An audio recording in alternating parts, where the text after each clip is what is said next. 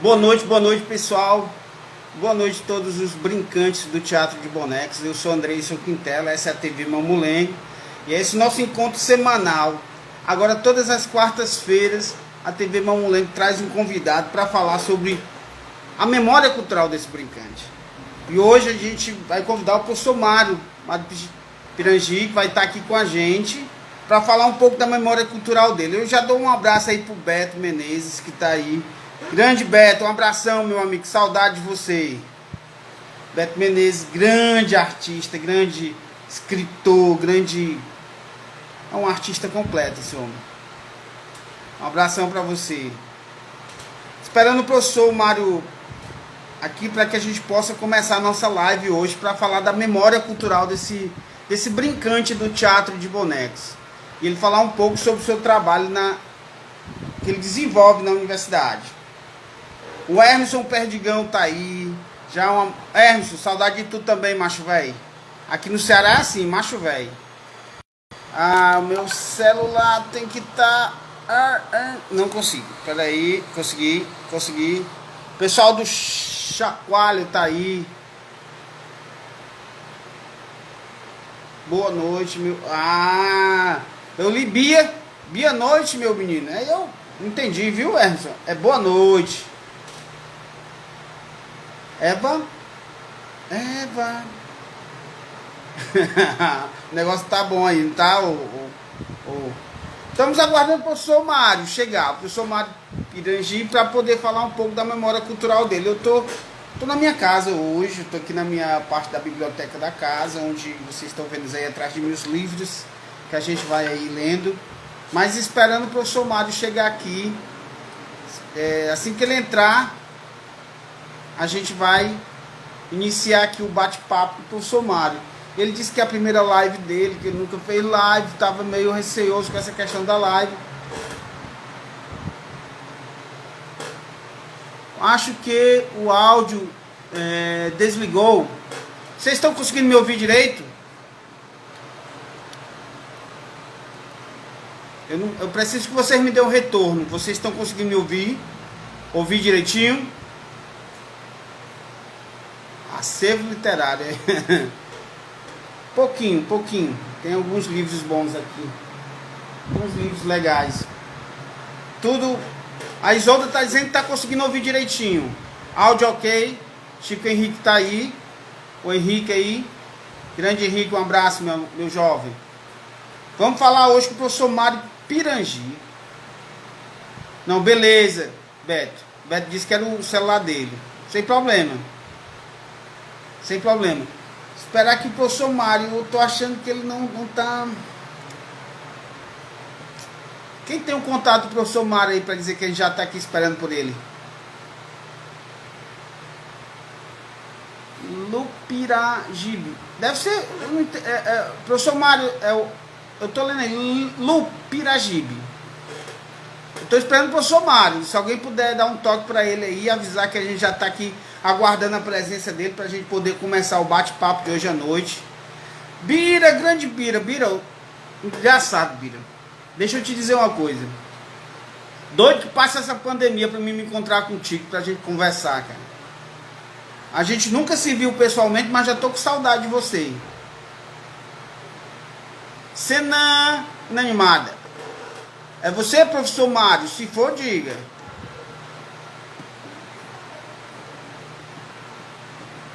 O professor Mário tá no Cena Inanimada, é isso?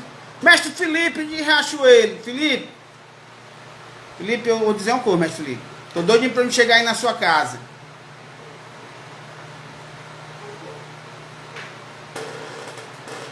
Cena Inanimada, minha mãe. O Mário, por favor, se acusa, professor Mário. Se acusa aí pra gente. Pode chamar aqui? Vou chamar. Fazer o convite. Deixa o celular aqui pegar. Eu vou aqui no o retorno. Mestre Felipe. Tô quase um pé aí. Aí. Boa noite, Mário. Deu certo então, né, Andreison? É isso aí. Deu certinho. Eu tô conseguindo. Deixa eu só posicionar aqui minha câmera aqui para não ficar. Tá conseguindo me ouvir direitinho? Perfeito, perfeito. Então, E pronto. você? Então, olhe, nós já temos aí várias pessoas que entraram aí. Eu não sei se você está Legal. conseguindo ver, mas está o mestre Tô Felipe sim. Riachuelo, o Bira está aqui, o Biratã, deixa eu ver quem mais. Bira Carlos Gomes. Grande. É, Isolda Barreto está aqui, o Emerson Perdigão está aqui. Sim, legal. Tem uma galera que está aqui. Meu celular hoje está querendo dar. Deixa eu ver. Deixa eu. Bem, vou tentar aqui, peraí, só um minutinho. Eu vou ter que tirar aqui. Pronto, pronto. Deixa eu posicionar aqui minha câmera aqui, que ela tá.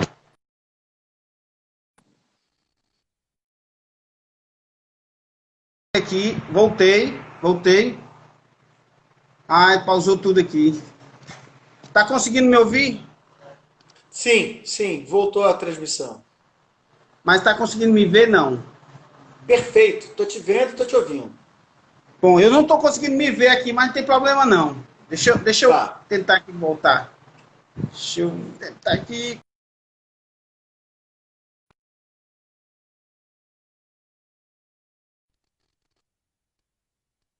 Bacana. Deu certo. Tá dando para ouvir o barulho do ventilador? Não. Aqui em Fortaleza está muito quente. Não, aqui em Uberlândia deu uma esfriada agora, tá chovendo todo dia. É? Aqui tá 40 graus à noite. Meu Deus do céu. Um calor insuportável. Fortaleza sempre é quente. É. Professor Mário, é Não, professor Mário. Eu diga. vou chamar de professor Mário. Tudo bem.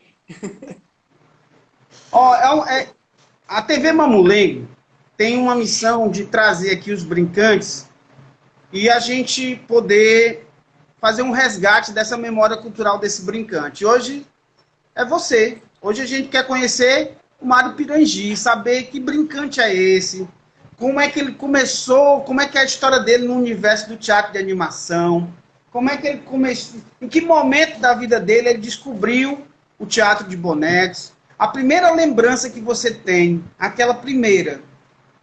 O, o, Me diga aí, em que momento da sua vida você conhece o teatro de boneco? Qual a sua primeira lembrança? Vamos lá então, Andressa. Bom, antes de qualquer coisa, muito boa noite. Boa noite para todo mundo, para você.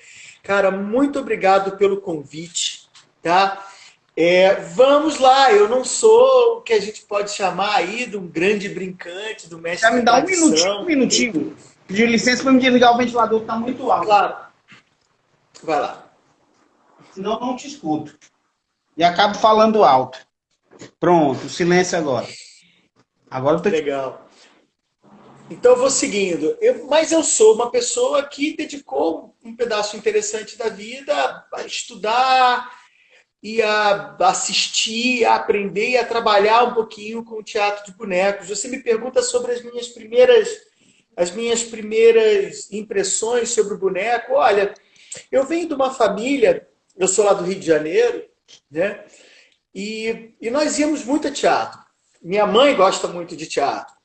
E eu tenho essa lembrança muito, muito viva de estar sempre indo a teatro, desde criança, vendo espetáculos para criança, e a presença do boneco é muito, muito presente. Eu tenho, assim, um pouco na minha memória, eu não sou novinho, né? Já estou quase chegando nos cinquentinha, mas eu tenho algumas lembranças um pouco borradas de ter assistido, quando muito jovenzinho, alguns espetáculos, não apenas do Vento Forte, do Ilo Krugli, mas também do Grupo Umbu, né, que é o coletivo que foi formado por muitos artistas próximos ao Ilo quando ele estava aqui no Rio, aqui não, no Rio de Janeiro, e depois que ele se mudou para São Paulo, o Grupo Umbu ele segue fazendo uma carreira muito interessante, e eu tenho muito vivo na minha memória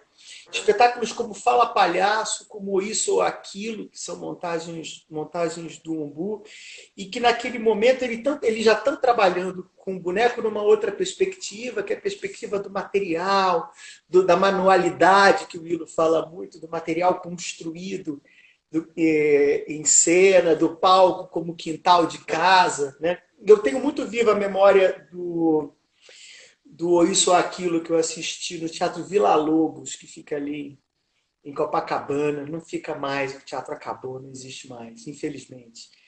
E daí um corte rápido, né? Porque eu cresço, perco um pouco o contato com o teatro de bonecos e vou reencontrar o teatro de bonecos já na universidade, onde eu estava fazendo artes cênicas lá na Unirio. Eu tinha planos de ser teórico do teatro, né?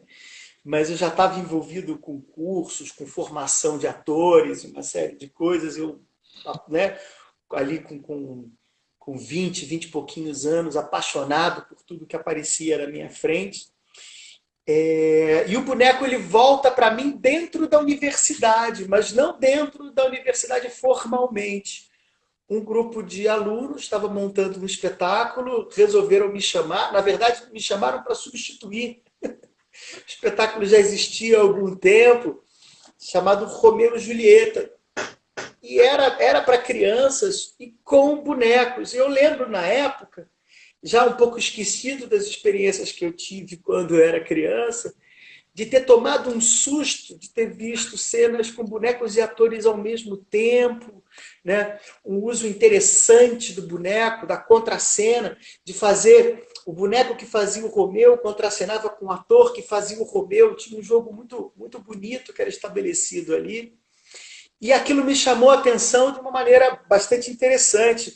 O espetáculo teve uma vida muito legal. Assim, o espetáculo percorreu alguns festivais, ganhou até alguns prêmios e tal. A gente trabalhou bastante, circulou bastante com essa versão do Romeu e Julieta.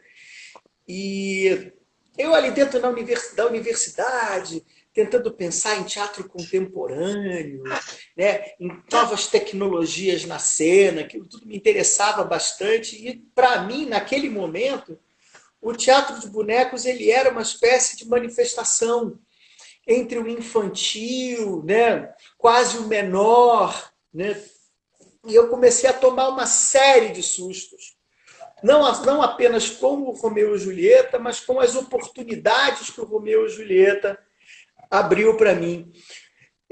Naquele momento caiu no meu colo o Teatro de Formas Animadas, da Ana Maria Amaral, e aquele livro também continuou abrindo a minha cabeça. E eu tenho a memória muito viva de um festival que nós fomos, puxa vida, 93 ou 94, agora eu não vou saber te responder.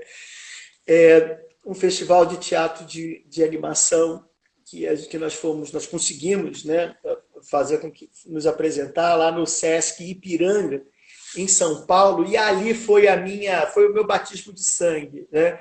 Eu fico lembrando do Miguel Velhinho falando dos festivais, que foram os festivais desbravadores para ele e tal. Eu acho que o meu primeiro grande batismo foi esse festival de teatro de animação lá em São Paulo, em que a gente teve a oportunidade de assistir a Companhia Trux pela primeira vez. Aquilo foi sensacional. Eu assisti Maria Farrar, né? Não pela primeira vez, foi quando eu tive a oportunidade de assistir. Algumas companhias internacionais, das quais a que me fica mais viva na memória, um espetáculo chamado Gertrude Show, com uma artista israelense maravilhosa, chamada Yael Inbar. E ela fazia uma das várias cenas desse espetáculo, ela fazia o meio tronco de uma boneca, e ela prendia esse tronco na cintura dela, aqui na base da cintura dela, e operava a boneca daqui, e usava para fazer as pernas da boneca, mas você via a atriz e via as pernas da boneca. Aquilo para mim foi foi bastante revelador.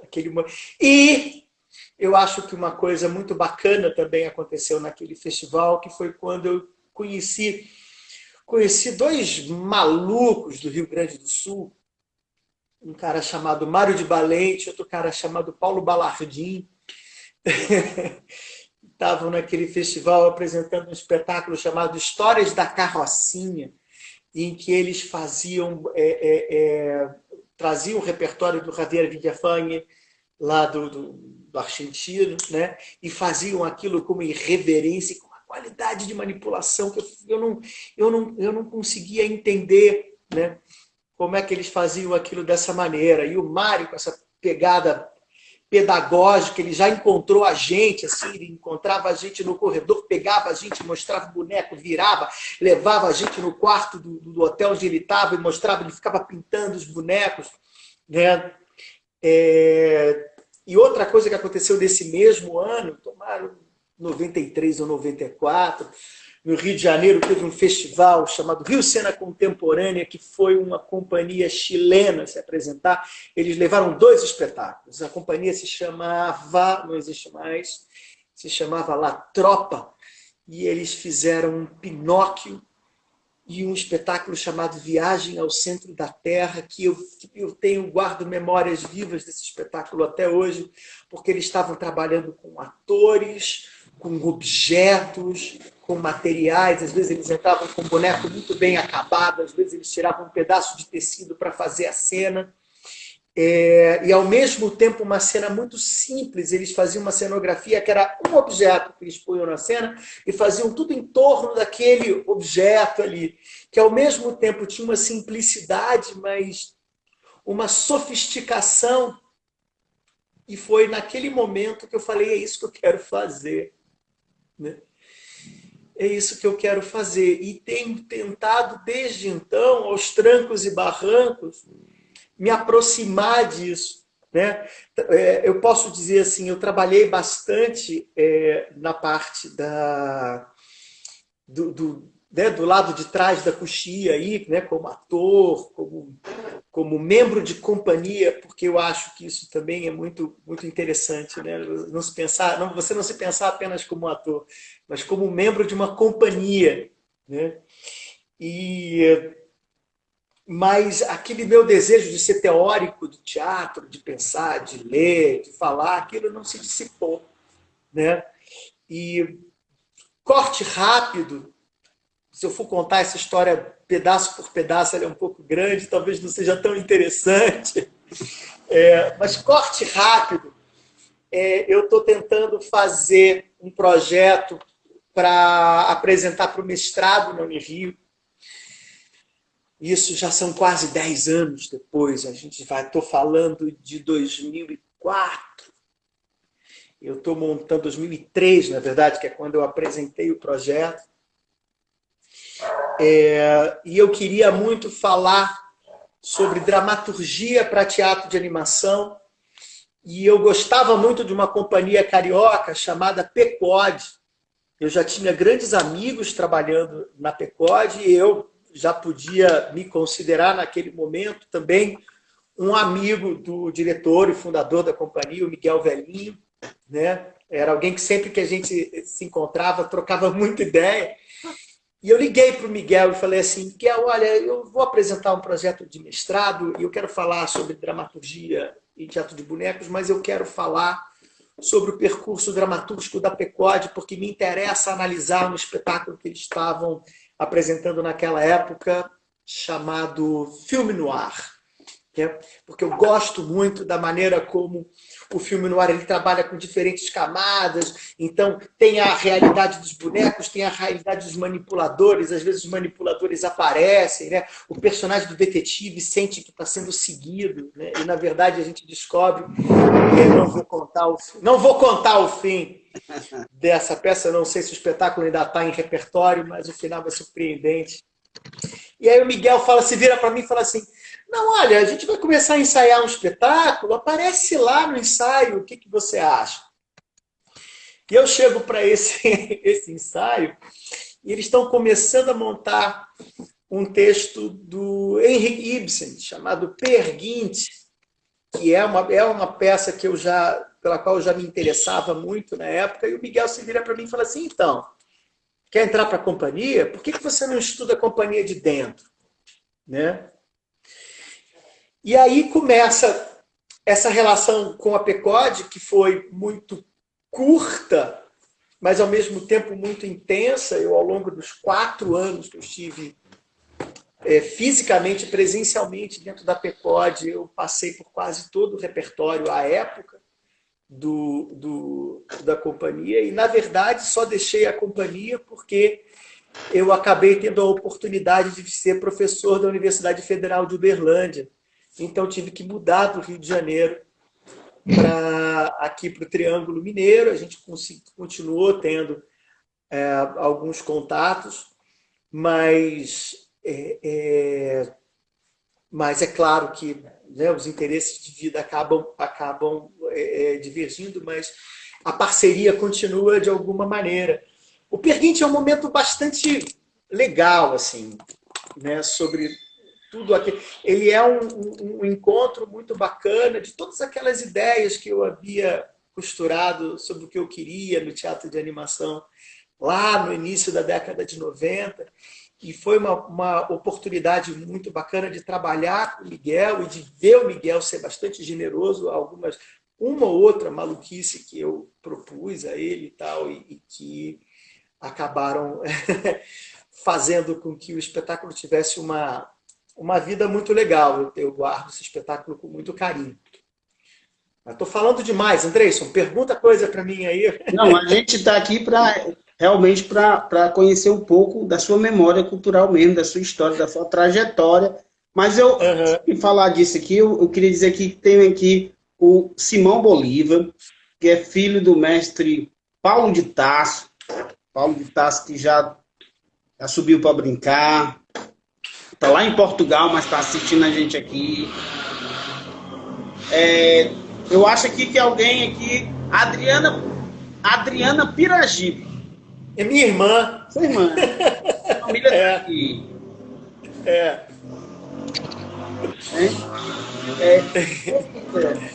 Uma zoada aqui na rua. Eu tô na minha casa. Ainda aqui em Fortaleza, falar um pouco desse momento que nós vivemos, um momento, né? Acabamos de sair de um pleito eleitoral para os prefeitos e vereadores, e o Brasil vai seguindo, vai caminhando em cima de pau e pedra, como diz aqui, né? E nosso teatro de animação também vai resistindo a tudo, os artistas vão resistindo a tudo, né? Mas você falou aí, então, fez aí em 20 minutos, aí falou um pouco da sua lembrança, que é isso que a gente quer, é isso que a gente quer ouvir, né, da sua memória cultural. A ideia que a gente quer é fazer esse registro, deixar para que outras pessoas possam acessar esse registro e possam ver a história do teatro de bonecos brasileiro, né? Nós temos aqui, por exemplo, o mestre Felipe de Riachuelo, está lá no Rio Grande do Norte, está participando aqui da live, está vendo, está assistindo. Tem um mestre Felipe grande, queria mandar um abraço para o mestre Felipe aí. Mestre Felipe, um abração para você. Mas continue, eu quero saber mais sobre a sua trajetória. Então, você passa, então, sai da companhia e passa a dar aula na universidade, na área do teatro de animação, é isso? Na área de teatro de animação. Aquele foi um momento bastante interessante, porque havia uma geração de professores, uma geração de possíveis professores, de artistas ou de pessoas interessadas em teatro de animação que haviam começado a desenvolver, de alguma maneira, pesquisas dentro da universidade, né? Eu era uma dessas pessoas, né? Eu até lembro que, na época, era tudo muito inicial. Eu não tinha, na Unirio, não tinha quem me orientasse, né? Eu quero fazer um mestrado. Eu fiz mestrado e doutorado na Unirio com temas ligados a teatro de animação, mas não havia ninguém ali, digamos assim, especialista em teatro de animação que pudesse ser o meu orientador. professor José da Costa Filho, que foi meu orientador tanto no mestrado quanto no doutorado, foi uma pessoa com quem eu já tinha uma série de afinidades, mas era uma pessoa muito mais ligada a teatro contemporâneo, a manifestações de vanguarda, dramaturgia de contemporânea do teatro.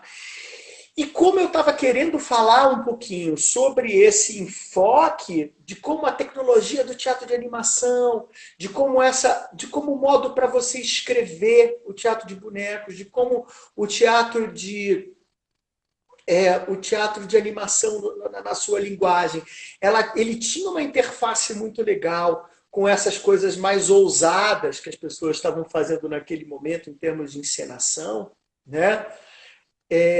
Eu consegui ter uma interlocução muito legal com ele, porque naquele primeiro momento, era o que mais me interessava mesmo. Eu estava interessado, era na alta tecnologia, eu estava interessado em como é que o teatro de bonecos dialogava com esse pessoal que estava desbravando a linguagem do teatro naquele momento, essas encenações em que você não sabe direito quem é o personagem, quem é o ator, para onde entra. Não, na verdade eu tenho um ator, mas esse ator é um material, né? É uma coisa. Né? E isso, para quem estava chegando agora na festa como eu, achava que isso era muito contemporâneo, né? Isso é muito moderno. Né? E aos poucos a gente vai abrindo as caixinhas e vai entendendo que no teatro de bonecos isso é feito há muito tempo. Né? E aos poucos essa ficha também vai caindo. Você está querendo encontrar coisas nessas manifestações mais modernas, mas é na tradição que está a raiz disso tudo. E aí, rapaz, acontece uma coisa muito interessante comigo. Eu estava que ano era isso, meu Deus? 99. Tá? 99.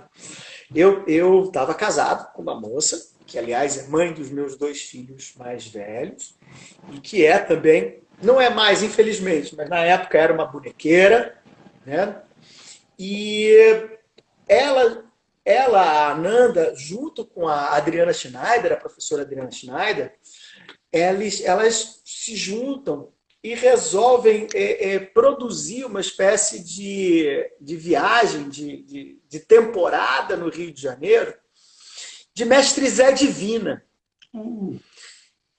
E aí o que acontece é isso. Esse meu encontro com Zé Divina também foi fabuloso, porque eu era, vamos dizer assim, o motorista da temporada. Né? Eu que ia buscar o pessoal lá onde eles estavam hospedados e levava eles pelo Rio de Janeiro, apresentando em escolas, apresentando na praia, apresentando em diversos lugares e conversando com o mestre Zé Divina, tendo um convívio muito bacana com ele durante esse período todo. E foi um encontro bastante revelador, né? Você vê aquele vulcão de criatividade, né? Aquela pessoa que inventa jogos, que inventa coisas enquanto conversa com você, que chega num determinado lugar e veja, né? Para mestre Zé se apresentar com seu brinquedo lá no Rio de Janeiro é uma coisa que hoje a gente verifica como bastante problemático, porque ele deixa de ter aquele ambiente que é o ambiente que fornece para ele informações, e as pessoas que estão assistindo ele enquanto ele brinca, que jogam com ele. O público carioca para ele naquele momento era muito duro, não entendia. Você tem uma ideia, André, isso era difícil entender o que Zé Divina falava. Né? E meu encadeamento das loas, por causa da própria música, por causa da musicalidade pernambucana que está colocada ali, mas também por conta da musicalidade da loa, e Mestre Zé tem uma música que é muito dele, né? Foi um momento duro, porque era muito difícil ele se comunicar com aquele público carioca que está esperando um determinado tipo de teatro mais arrumado, mais polido, em que a peça é apresentada para eles e que eles não precisam jogar junto com o boneco. Então é isso, né? Chega na frente da empanada, cruza os braços e o que eu vou ver? Não, o que você vai ver, você vai oferecer também para os bonecos, né? Esse foi um dos grandes insights que eu tive também, né? De como esse tipo de manifestação, ela não se dá apenas, né, da empanada para frente. É preciso ter o público jogando junto. E esse público precisa conhecer alguma coisa das passagens, precisa conhecer alguma coisa dos bonecos, para que essa festa possa acontecer, né? Essa foi uma experiência muito bacana. Puxa vida, o que mais eu posso te falar? Não, eu vi na sua fala que você fala muito das referências que você tem a partir desses festivais, dos grandes festivais, que, sim, falando com outros brincantes aqui na TV Mamulengo, houve um período que os festivais, e eu acho que até hoje são escolas, referências, trocas de ideias. Nós tivemos agora, com esse momento da pandemia, uma pausa na classe artística como um todo, não somente do brincante do teatro de boneco, mas toda a classe artística. Eu vejo que o Brasil hoje, eu vou falar aqui pelo meu Ceará, que Fortaleza, de onde eu estou, né? As pessoas começaram a retomar as apresentações, começaram a retomar, eu acho até de forma precoce, né? Essa questão de se apresentar com... Mas eu vejo a importância que isso tem para a formação dos brincantes. Se encontrar, ver o outro apresentar, se ver, se discutir isso. Eu tenho algumas coisas que sempre me incomodaram. Toda coisa que me incomoda, eu vou atrás para poder descobrir, para poder refletir sobre isso. A TV Mamulengo é um incômodo meu. Eu queria conhecer os brincantes do Teatro de Bonecos do Brasil. Eu só conheci os brincantes daqui, ou de algum outro lugar, bem mais próximo daqui do Ceará. Então, esse incômodo, a pandemia me trouxe a ideia de fazer as lives, a TV Mamulengo me trouxe a ideia de querer fazer esse registro. E agora, como dizer, eu estou incomodado com outra coisa. Então já está me levando a um outro passo, a dar um próximo passo. Meus incômodos vão me dando caminhadas, né? Eu vou fazer. É algo que eu quero fazer e é algo que eu vou fazer. Um encontro nacional para que a gente possa discutir isso em mesa.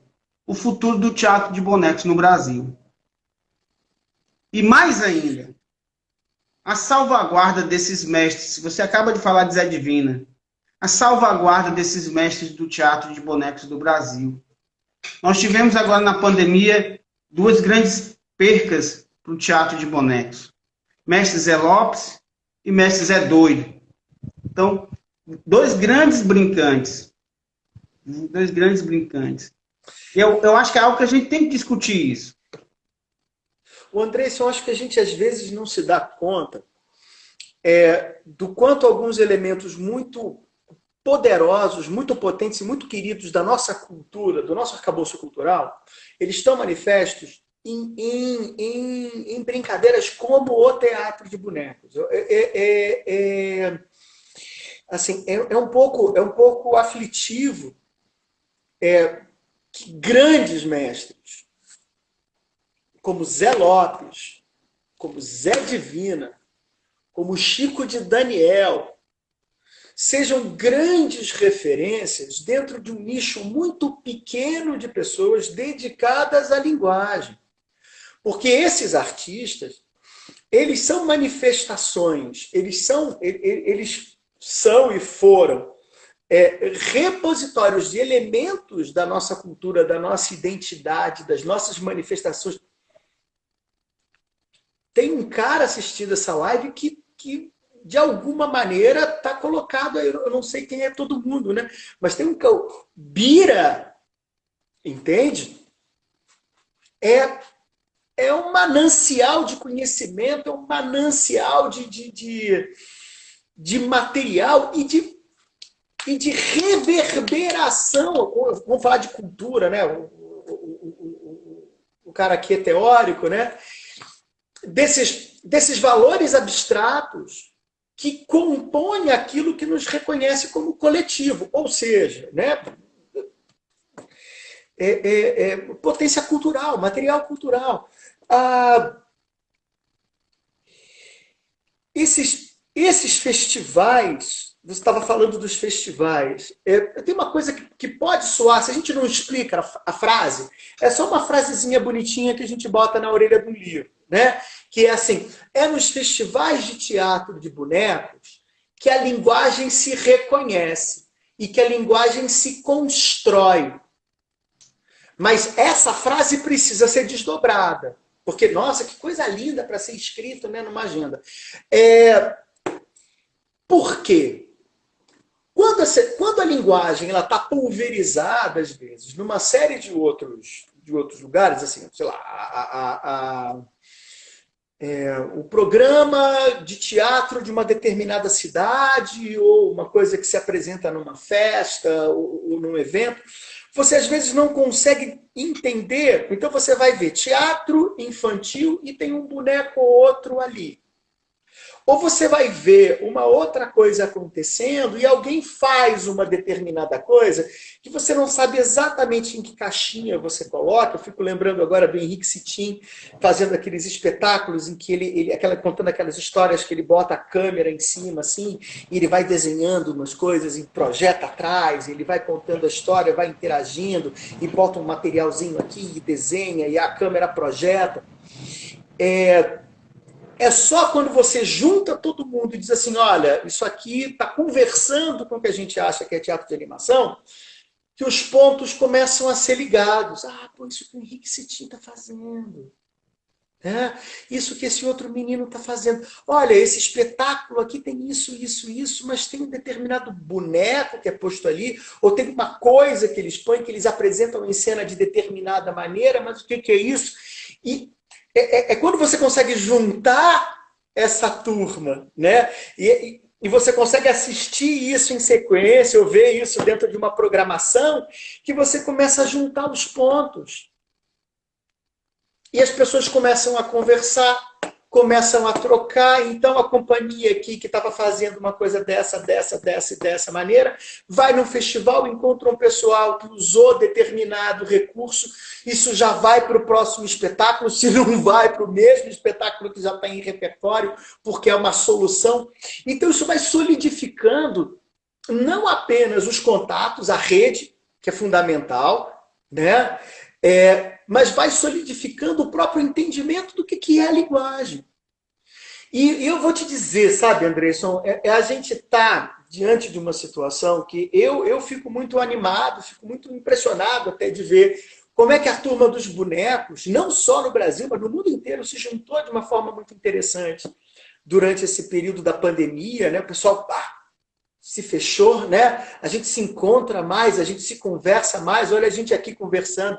Pouco tempo atrás a gente nem se conhecia, né? 2, 3 meses atrás a gente começou a conversar mesmo. Mas eu acho que dá para atribuir, de certa forma, eu acho que isso que aconteceu agora não seria possível se a gente não tivesse, desde ali, final da década de 80, década de 90, sobretudo ali depois dos anos 2000, essa cultura de festivais, né? Então, festivais, Canela, Jaraguá do Sul, Belo Horizonte, SESI Bonecos do Brasil e do Mundo, Curitiba.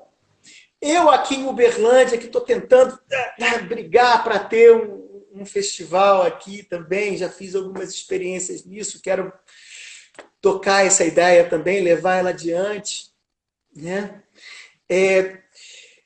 Eu acho que esses festivais criaram uma comunidade. esses festivais fizeram com que o pessoal que está fazendo boneco no Rio de Janeiro, sei lá, às vezes fica um tempo sem encontrar outra companhia carioca de teatro de bonecos, mas se reconhece dentro de uma comunidade porque tem o pessoal de Belo Horizonte, tem o pessoal de Recife, porque tem o pessoal do Rio Grande do Sul, e tem muita gente no Rio Grande do Sul, tem um movimento muito interessante por gente em Santa Catarina também. Então, a gente se sabe dentro dessa comunidade. Sabe? A chave estava dada. Fechou todo mundo por causa da pandemia, pum, dá para ligar a chave. Né? Pois eu vou pegar essa sua fala e dizer exatamente isso. A gente teve que se reinventar mesmo. Houve esse reinvento e a pandemia fez isso com a gente. Não só na brincadeira, mas na vida. A gente teve que se reinventar na vida, nos contatos e tudo. Quando a gente abre esse universo, a gente já tinha esse universo aqui, mas não usava. Ou usava muito pouco. A gente passa a usar o Meet, passa a usar a live, passa a usar as apresentações online, coisa que não eram feitas. A pandemia trouxe tudo isso para a gente. Eu me lembro da fala do mestre Tonho de Pombos, que é impressionante. O mestre Tonho traz uma fala impressionante. Ele faz a comparação desse momento da pandemia com o mulungu, com a árvore do mulungu. É poético, é lindo, e ele fala que vai passar. Ele diz, vai passar. Vai passar. É como a árvore do mulungu, que seca, a sua folha cai, e você olha para a árvore do mulungu e pensa que ela morreu. Mas vem a chuva e ela renasce. E ela solta suas sementes e ela dá frutos. Mas lindo o que ele fala. Eu escrevi isso no artigo da revista Mamulengo, no 17, eu escrevi esse trecho da fala do mestre Tonho, porque eu achei impressionante. Quando eu falo para você que as coisas vão me incomodando, nessa pandemia eu conheci o mestre Zé Doido. Não sei se você chegou a conhecer Zé Doido. Não o conheci. Pronto. Zé Doido, um brincante do Teatro de Boneca aqui do Ceará, de uma capacidade impressionante de criar loas. O Zé tinha uma coisa que era... Eu dizia, Zé, a palavra A mais B mais C faz uma loa. Ele fazia. Era questão de minutos. No grupo do WhatsApp que a gente criou, Brincante do Teatro de Boneco, ele criou uma novela. E ele fez todo mundo brincar dentro desse grupo. Ele criou um personagem, Maninha, Titia da Bahia, Mamulengo de Cheiroso, e fez uma novela que a mamãe tinha uns filhos, e era uma graça. O Zé faleceu agora há pouco tempo, teve um AVC e faleceu. Pois é. Né? O Zé era um brincante muito humilde, não sabia ler nem escrever, mas tinha essa capacidade. O que me incomoda, e é isso que eu vou falar agora, é que os poderes públicos nunca observaram o Zé. O município de onde ele mora, a prefeitura, a Secretaria de Cultura, não tinham ele como alguém que tinha que ser valorizado. E essas coisas me incomodam. Hoje, eu tenho um outro mestre aqui no Ceará, Chico Bento, que também tem uma capacidade enorme e que a gente tem que estar perto para poder fazer... como é que eu posso dizer? É um mestre reconhecido pelo Estado e pelo seu município abandonado. Abandonado. Então, quando eu digo para você que vou fazer um simpósio, cheguei, conversei aqui com o pessoal de São Gonçalo do Amarante, que é um município onde eu sempre estou, onde tem o Porto do Pecém, é um porto riquíssimo, onde as grandes indústrias japonesas estão lá, da Coreia, do Japão, aqui do Brasil, grandes multinacionais, e estou dialogando com eles porque eu quero fazer o primeiro simpósio de fortalecimento do teatro de boneco brasileiro. Eu quero trazer essa discussão para a mesa, não só essas discussões, mas outras discussões, a partir desse momento que a gente vive.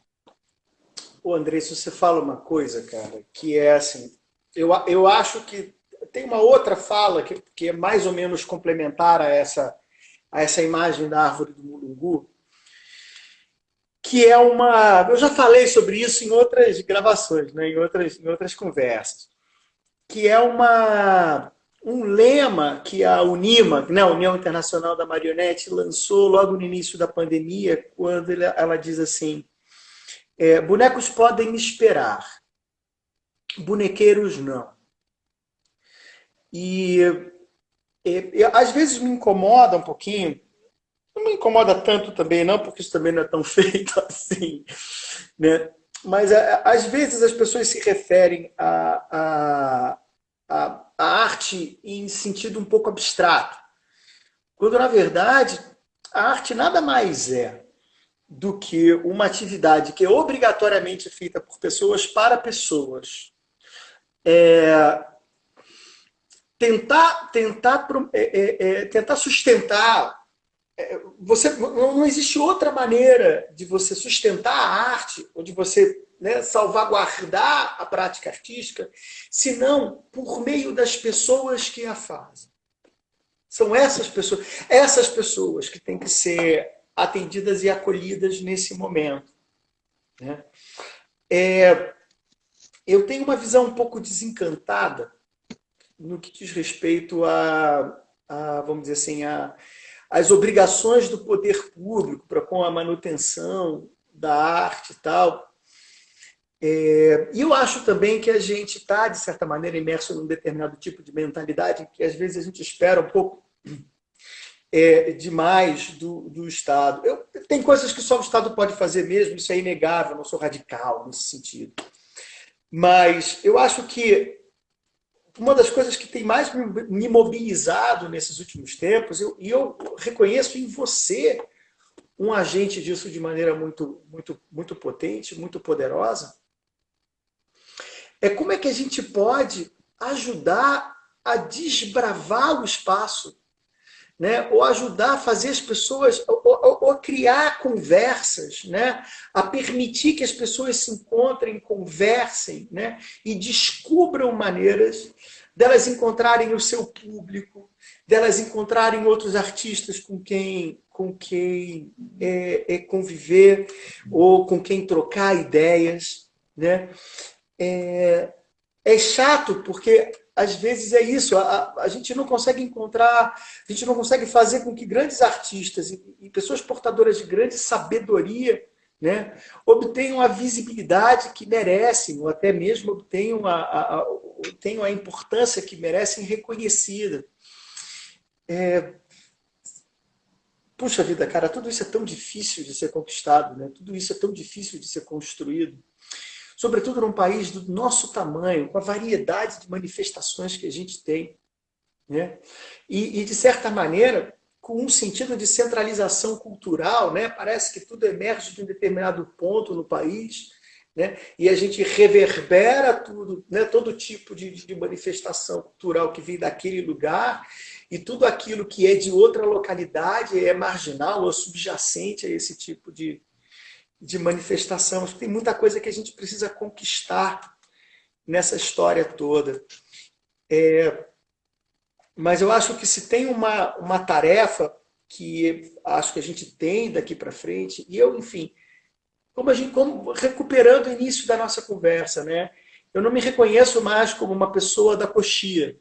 Eu acho que eu não sou mais um artista de teatro de animação, ou não, pelo menos um artista ativo de teatro de animação. Eu me vejo muito mais como um fomentador do teatro de animação.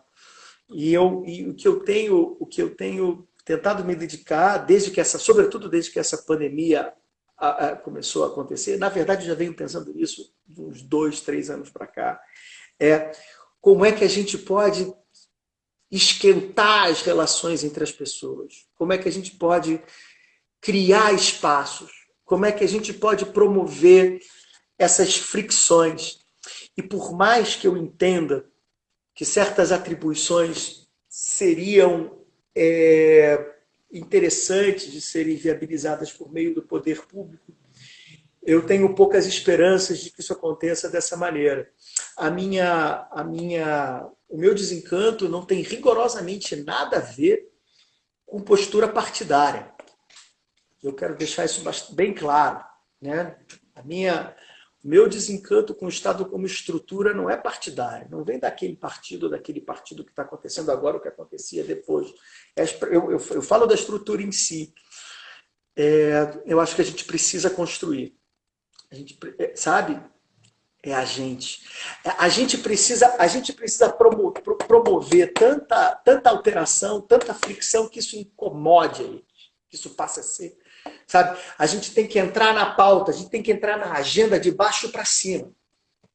Né? Porque nenhuma grande transformação de mentalidade, nenhuma grande transformação de comportamento acontece da determinação ou de uma lei, ou de uma regulamentação, ou de um programa. Não, é do comportamento das pessoas. Então a gente vai criando massa, vai criando massa, vai criando massa, e a gente vira uma coisa importante. É assim que funciona. Né? Ou pelo menos é assim que funciona em grande parte das vezes. Ei. Mas já estou divagando aqui, hein, Andreison? Me puxa de volta. Tá ótimo, o papo tá ótimo. O pessoal aqui tá. Tem muita gente. Nelson Reis está aqui. Valéria está aqui. Quem mais está aqui? Deixa eu ver aqui. Quem que tá por aqui para a gente ir dando um alô aqui? Lourdes Maria está aqui. Tem o Rubinho Lozarda está aqui. Legal. Poxa vida, que honra.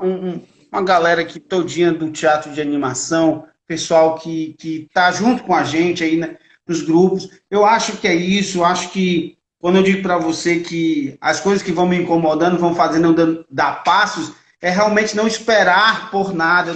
Isso. Não posso esperar. Nada. Eu posso dialogar.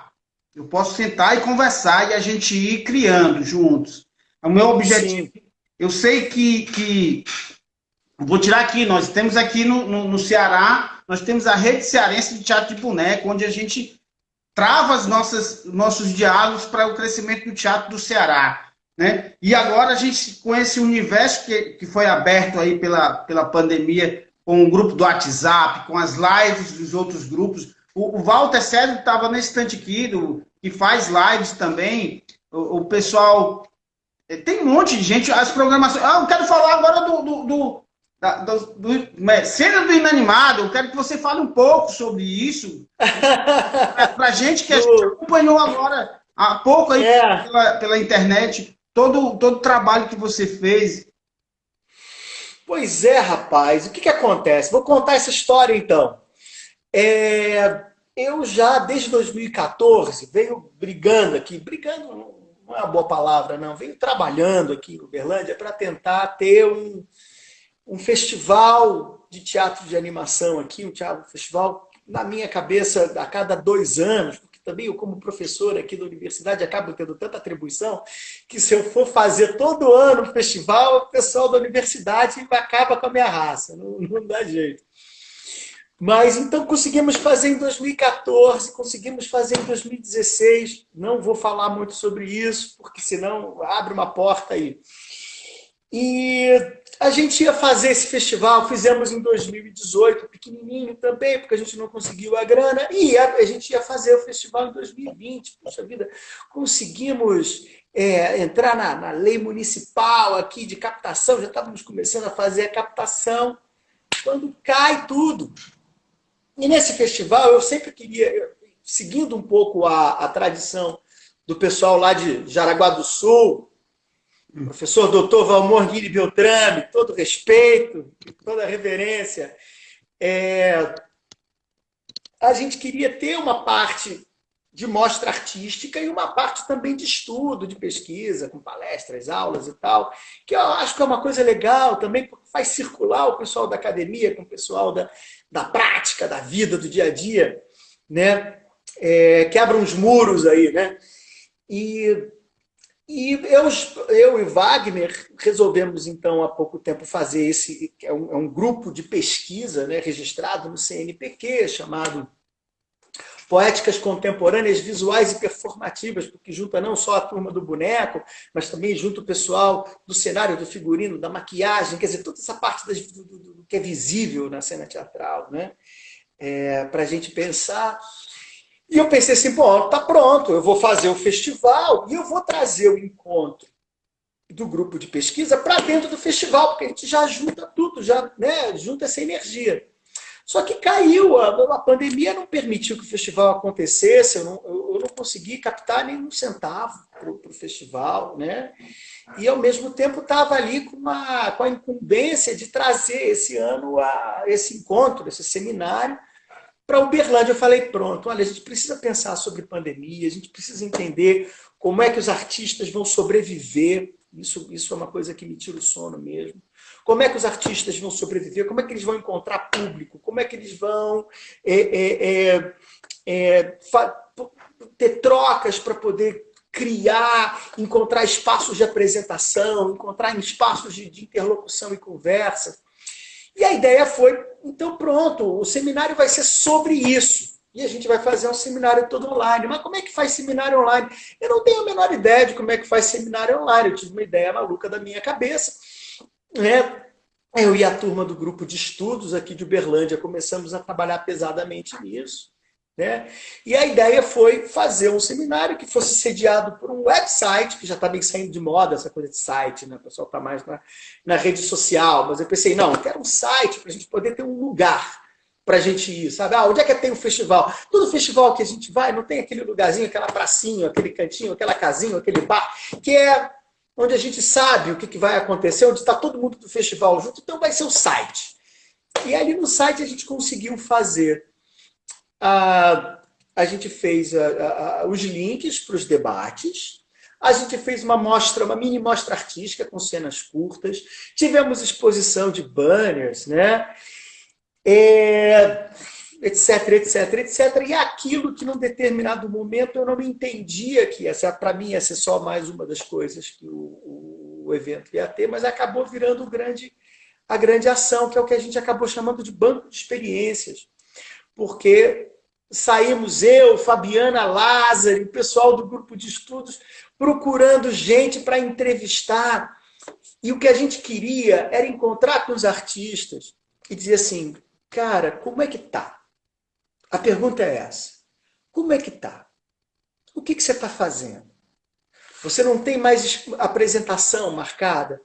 Mas que jeito que você deu? Funcionou? Não funcionou? E a ideia era, nesse banco, a gente ter um apanhado de experiências para que aquela pessoa que está um pouco mais patinando, não sabe, não entende muito de tecnologia, não sabe o que fazer, sabe, se alimentar das experiências dos outros e falar, opa, olha, tem coisas aqui acontecendo. Tem um festival em Joinville que aconteceu, que deu muito legal. Tem um cara chamado Andrício Quintela, sabe, lá em Fortaleza, que está fazendo lives, está fazendo um trabalho valiosíssimo de registro da memória do teatro de bonecos, não só popular, mas muito importante, do teatro de bonecos popular no Brasil, e está virando o principal banco de dados sobre teatro de bonecos brasileiro, né?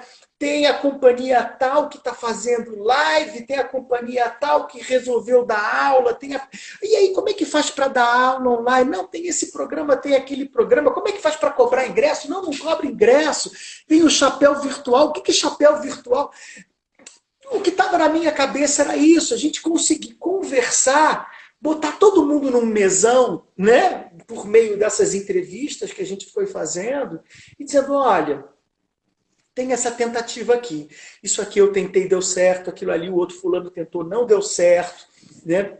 O que estava na minha cabeça é, como é que o artista faz para encontrar meios de seguir com a sua arte ou reinventar a sua arte?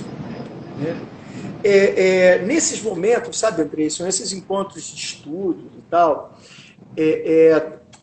esse ambiente acadêmico ele é muito perigoso, porque você corre o risco de estar falando para as mesmas pessoas e você está falando para a mesma parede o tempo todo, coisas que ninguém está interessado em ouvir, porque é o detalhe do detalhe do detalhe do detalhe do detalhe da pesquisa. Nem sempre essa pesquisa é interessante, nem sempre essa pesquisa tem eco na vida real, nem sempre essa pesquisa ela tem uma conversa com o mundo, com o pessoal.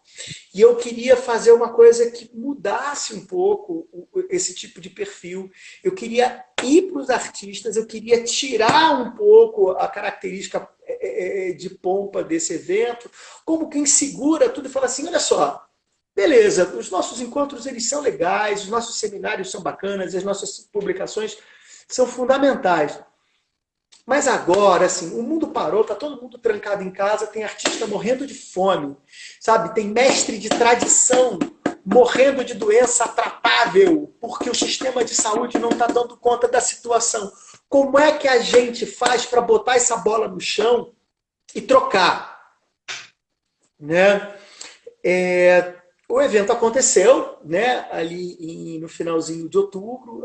O site ainda está online ali, se vocês procurarem Segundo Encontro Poéticas do Inanimado, vocês vão encontrar, procurando nas redes sociais do grupo, do meu projeto de pesquisa, que é o Cena Animada, tanto no Instagram quanto no Facebook, vocês vão encontrar material relacionado a isso. Tem entrevistas espetaculares, tem entrevistas maravilhosas com companhias sensacionais, né? Tem relatos muito bons. Eu não vou, eu ia falar assim, eu vou dar um exemplo, mas eu não vou dar exemplo agora, porque assim, eu fico falando sobre isso, me dá uma certa emocionada, aí eu não consigo, minha cabeça não funciona direito.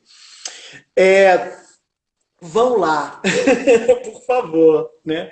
E a gente entende que a gente vai continuar com as entrevistas.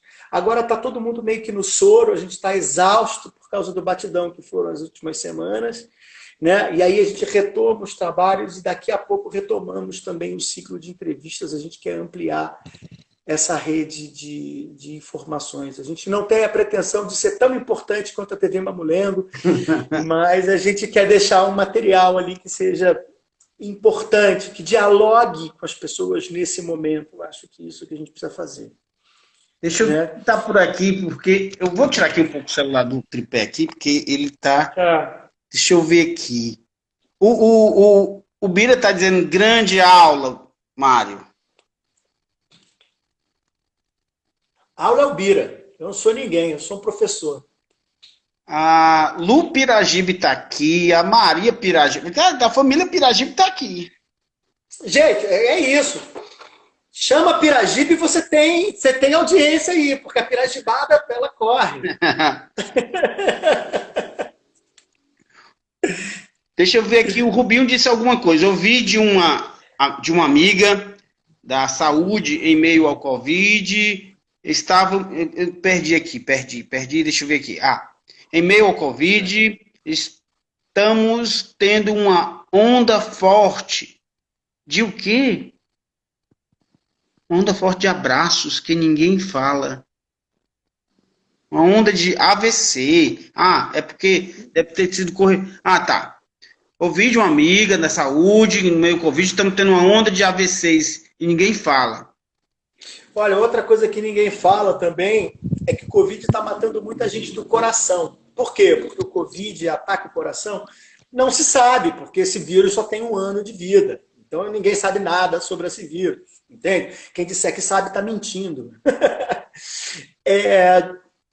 Mas uma coisa que se percebeu é que uma série de atendimentos de saúde básica deixaram de ser fornecidos porque as pessoas estão com medo de sair de casa, ou porque as pessoas estão, ou porque num determinado lugar a situação está um pouco mais complicada, porque por causa das restrições, às vezes as pessoas fragilizadas, já com a saúde fragilizada, preferem ficar em casa para não se arriscarem na rua e acabam morrendo de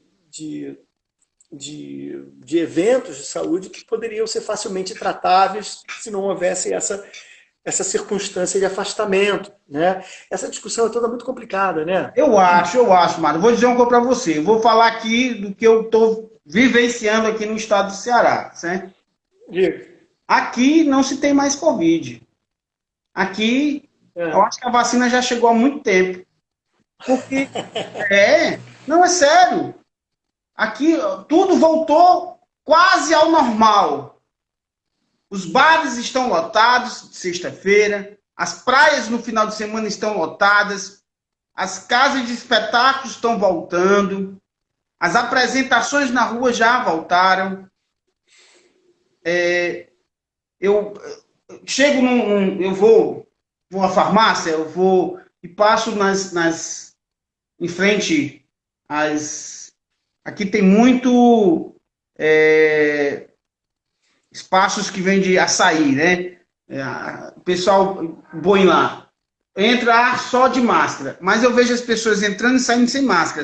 É só para fiscalização chegar que vê, tem um adesivo pregado na portazinha lá do comércio. Esse adesivo só serve para fiscalização, porque as pessoas entram e saem sem máscara.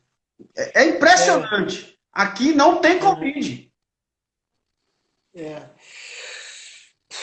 O que a gente pode dizer a respeito disso, Andreson? É assim, ó. Eu acho que tem duas maneiras de a gente pensar nisso. E a gente que trabalha com espetáculos, com artes e espetáculos, nós temos que estar atentos a isso. Atentos e sensíveis a tudo isso. A gente ouve muito, por exemplo, as pessoas dizem assim, em determinado lugar não há contaminação. Porque as pessoas andam todo dia de ônibus lotados e as pessoas estão convivendo e tal, não sei o quê, e a contaminação não sobe tanto quanto deveria. Tanto quanto deveria, de acordo com quem? Né?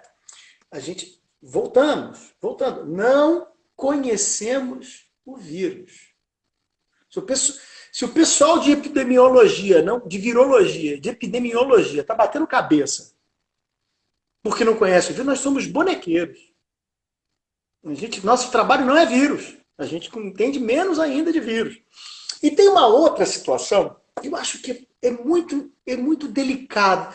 Ele é tão delicado de falar que eu não sei, eu posso correr o risco de ser mal entendido ao dizer isso, mas eu vou tentar assim mesmo. Tudo bem. Depois a gente verifica. Porque tem a questão política. Eu bypasso a questão política, entendeu? Porque a questão política ela entra no caldo de que a gente faz parte de uma espécie que tem muitos indivíduos estúpidos mesmo. Estupidez é inerente à espécie humana. Então, gente estúpida nunca vai deixar de ter. Quanto mais gente no mundo, mais estúpido tem no mundo. A relação ela é mais ou menos, né? Ela é mais ou menos assim. Mas existe uma outra situação que é quase assim, é quase beabá de biologia, de aula de biologia da 7ª série. Organismos vivos, eles exercem a sua função, eles exercem o seu desejo de vida, mesmo contra a própria vida. Não sei se você entende, não sei se, né? Entende? É claro que tentar deixar as pessoas trancadas em casa por muito tempo, sem saírem, independente do que elas acreditam, de como elas se comportam, de como elas veem a situação, a vida se impõe mesmo contra a própria vida. Né?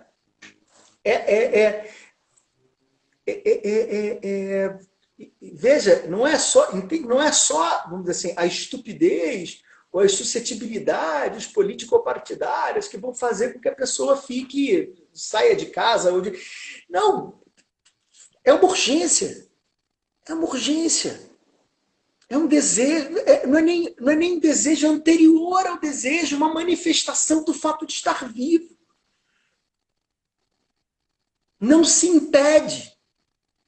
Não se impede. Isso é muito complicado, porque eu acho que isso não entrou no cálculo das pessoas. Né? A gente vai ter que voltar. De alguma maneira.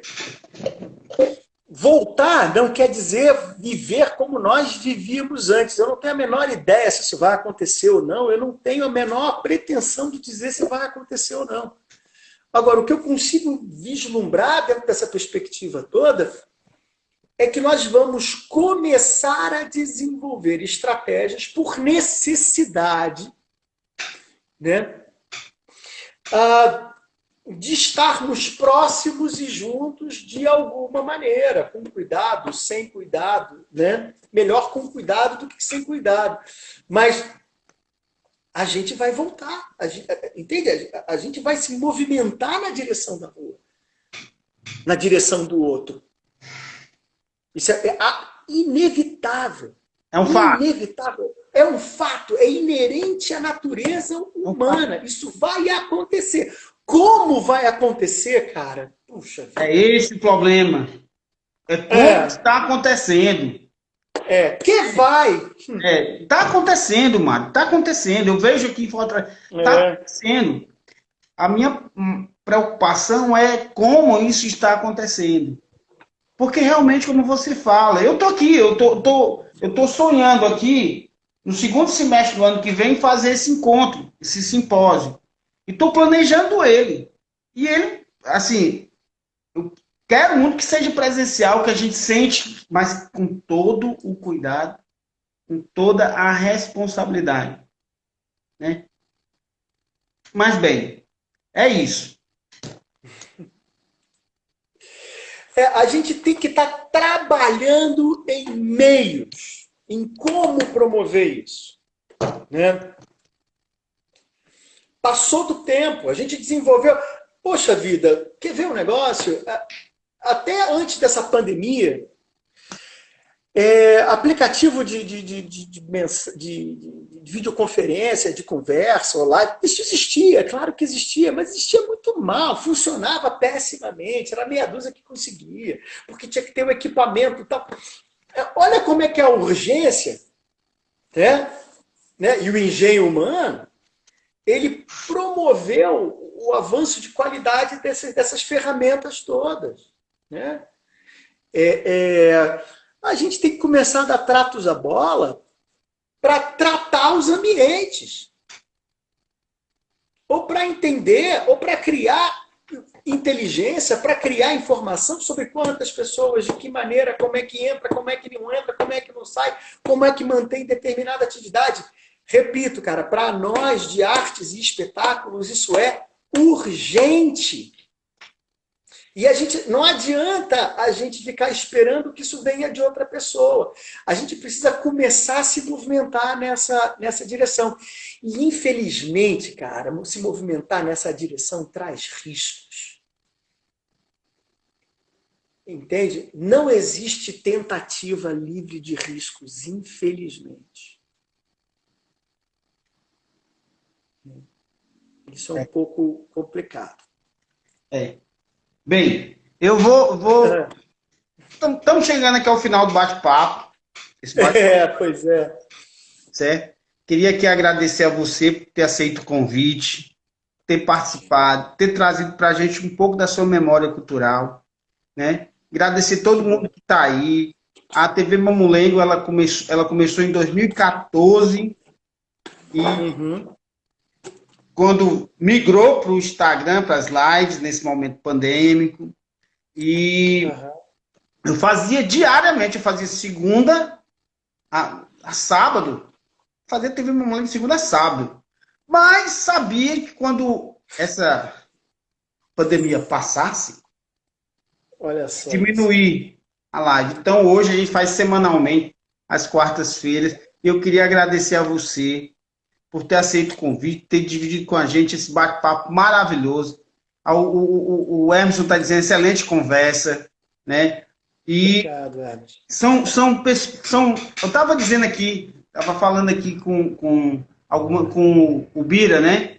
O Bira eu conheci aqui pela bate-papo. Eu não conheço o Bira pessoalmente, eu não tive contato com ele pessoalmente. A gente não se conhece ao vivo e a cores. Não. Né? Então, quer dizer assim, eu estava dizendo pro Bira, eu já estava com saudade de você, porque o Bira fazia live, o Bira aparecia, eu já tô com saudade do Bira já. O Bira é uma personalidade do Facebook, Andrés. Né? Olha aí, meu filho é o cara. É, Quem é essa frase, é, hein? Lu minha Piraí. mãe, né? Mamãe. É, minha mãe. Mamãe. Mário, obrigado mesmo. Obrigado por você ter tirado Andreyson, tempo aí para conversar com a gente. Andreyson, isso é uma coisa, eu que agradeço. Eu que agradeço, na verdade. Que bom que a conversa foi legal, assim, que o pessoal curtiu e tal. Mas o que eu preciso, toda vez que eu falo contigo, que eu encontro contigo, eu reitero, eu não falo isso da boca para fora. A importância da TV Mamulengo, ela ainda está para ser levantada. Ela ainda está para ser dita. Tá? Você fica tranquilo que eu, na qualidade de professor universitário, eu vou designar uma horda de estudantes de iniciação científica e de mestrandos para fazer levantamento, para organizar, para discutir, para trabalhar com informação sobre a TV Mamulengo, porque isso é o que a gente na universidade chama de fonte primária, que é uma das coisas mais valiosas para o trabalho em pesquisa que existe. Ainda mais dessa parte de humanidades, de arte, gente. A gente está discutindo a coisa da coisa, da coisa, da coisa, da coisa, da coisa. E quando a gente, né, quando cai diante da gente, e isso é um momento, né? Tem momentos que produzem grandes fontes primárias. E a TV Mamulengo, ela é Nelson poderosa. Reis está Tá aqui bom. dizendo aqui o seguinte. Nelson diz, Diga. valeu, obrigado por dividir sua história com a gente. Obrigado, Nelson. Eu estou deixando aqui o pessoal ir se despedindo aí, Mário. Tem um final, Legal, o pessoal legal. vai se despedindo, agradecendo. O Rubinho tá batendo palma aí. Toda Barreto está dizendo que foi muito bom ouvir, foi muito bom te ouvir. Obrigado, Zolda. Às vezes eu fico divagando, né? Às vezes eu estou falando umas coisas e penso, meu Deus, como é que eu termino essa frase? Mas que bom saber. Bom saber. Eu me deixo levar, às vezes, pelos pensamentos. Olha, a gente tem aí uma reunião marcada no domingo, É né? domingo? Domingo à tarde. Tá. O Ninho disse que tinha que ser no final da tarde, na penumbra da tarde. Por mim, tudo bem. Não, tudo bem. Agora, é isso que eu queria dizer. O Emerson está falando alguma coisa, que é os mestres com carinho. Sim. Né? De dizer que a gente vai se encontrar no domingo online novamente, aí tem uma reunião que nós vamos ter aí, mas isso a gente deixa para o domingo. Olha, o que é que deixa eu ver aqui, como é o próprio André sempre fala, Pô, somos mais fortes. peraí, André, isso acabou de entrar o Fagner. Lá do país de Gales, cara. Fagner, beijo, saudade de você, cara. Que bom, cara. Seja bem-vindo à TV Mamulengo. Do Puppet Soup, Fagner. Brasileirão. Só aqui, pegando então dos comentários, o Hermes fala dos mestres com carinho. Pois é, rapaz. Essa coisa do professor universitário, né, que é tratado como mestre e tal. Eu sei que não é disso que você está falando, tá? Não se preocupe. Eu sei que não é disso. São os mestres da tradição, os mestres do verdadeiro conhecimento. Às vezes a gente não entende o que o pesquisador, o que o professor universitário ele faz. Ele não é esse mestre que fica transmitindo os grandes conhecimentos sentado do lado da cadeira grandona. Não, é aquele que vai nos mestres e faz o trabalho de registro, de organização da informação, né? A gente tem que entender esse trabalho. Nós somos os secretários dos mestres. É assim que a gente tem que se comportar. Pronto, e falando em mestre aí, eu vou falar do mestre Elias Bonfim, que acabou de entrar aí, tá pedindo desculpa por ter entrado agora. Que é isso, mestre Bonfim? Sua cadeira sempre tá cativa aqui na TV Mamulengo. É isso, Mário, é isso. Vou gastar o dom, exato. Vou ficar agradecendo aqui a noite toda a sua generosidade. A sua Imagina, eu que agradeço, rapaz. Eu que te agradeço, eu que te agradeço. Estou à tua disposição, André. Tá? E bem, então eu queria terminar dizendo para você que é claro que tá todo mundo, essa frase que eu vou dizer, todo mundo está sentindo. Espero em breve que a gente possa se encontrar. Se encontrar, exatamente. Pessoalmente, né? E poder conversar pessoalmente. E eu acredito que isso vai ser no segundo semestre do ano que vem, no primeiro simpósio de fortalecimento do teatro de bonecos brasileiro. Segue com o plano, a gente vai dar um jeito. Não se preocupa não. A gente dá o nosso jeito. Então, Mário, eu vou me despedir de você agora, tá bom? Falou. Para você. Ok. Eu sou novato aqui nesse ambiente do Instagram. O que eu devo fazer? Devo fazer alguma coisa? Não, eu aqui estou aqui tentando. É porque meu celular. Tem que salvar aqui, porque tem que ficar registrado. Mas eu encerro a live agora. Agradeço a presença de todos. Boa noite para todo mundo. Até mais. Boa noite. Boa noite. Obrigado.